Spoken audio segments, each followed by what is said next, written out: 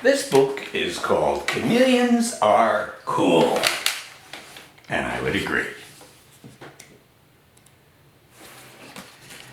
Chameleons are lizards, and lizards are reptiles like snakes, crocodiles, and tortoises, and that one other one from New Zealand that nobody talks about. There are about 4,000 kinds of lizards altogether, including about 120 different chameleons. Just over half of all the types of chameleons come from Madagascar, a big island off the east coast of Africa. Most of the others live in mainland Africa. Chameleons are cool. Some lizards eat bananas. Chameleons don't. Some lizards walk upside down on the ceiling. Chameleons can't. There's even a lizard that glides from tree to tree, and chameleons certainly wouldn't do that. But of all the different kinds of lizards, I still think chameleons are the best. Chameleons are cool. Me personally, I think five-line skinks are cooler than chameleons, but I like chameleons too. By the way, there's a type of lizard in America that's called the anole, which some people call the American chameleon, but it really is not related at all to African chameleons. These are true chameleons here. Okay. It's not that they're all that big. The biggest is only about the size of a small cat. It's called the Austerlitz chameleon. I have no idea how that is actually pronounced, but I'm pronouncing it that way, so there. And it lives in Madagascar.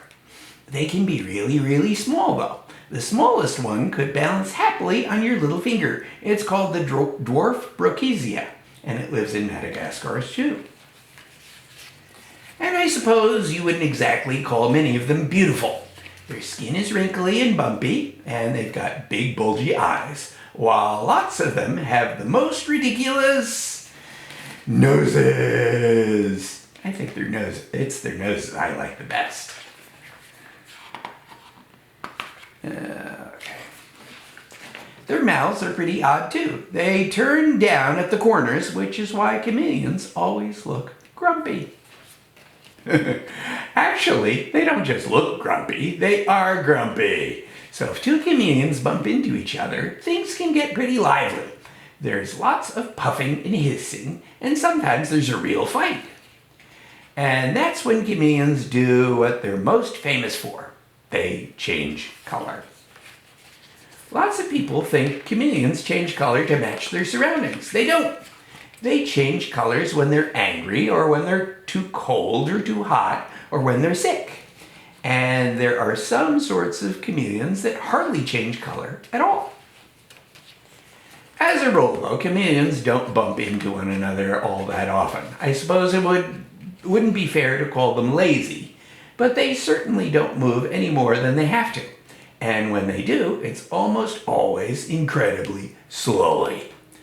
Sometimes they stop completely in mid-step, as if they've forgotten what they were supposed to be doing. But if you look closely, you'll see that they're actually carefully peering about. Now, peering about is something chameleons are rather good at. That's because their eyes can move separately from each other, unlike our eyes, which always move together. So when one eye is looking back over the chameleon's shoulder, the other is scanning the branches ahead. As soon as it spots something tasty, the chameleon fixes both eyes on its prey and begins to creep forward, even more slowly than usual. Then it opens its mouth just a crack and thwap! Out shoots this amazingly long tongue with a sticky tip at the end, like a piece of well-chewed chewing gum. Then the tongue flies back, and there's lots of chomping and chewing, and perhaps a few bits of insect legs fluttering to the ground. And after that, the chameleon just sits there for an hour or two, doing nothing very much at all, looking quite exhausted and still grumpy after all that hard work. And there you have it. How could you possibly resist a pocket-sized, bad-tempered, color-changing, swivel-eyed, snail-paced, long-tongued sharpshooter? If chameleons aren't cool, then I don't know what is. Hellbenders, Hellbenders are cool, but chameleons are cool too.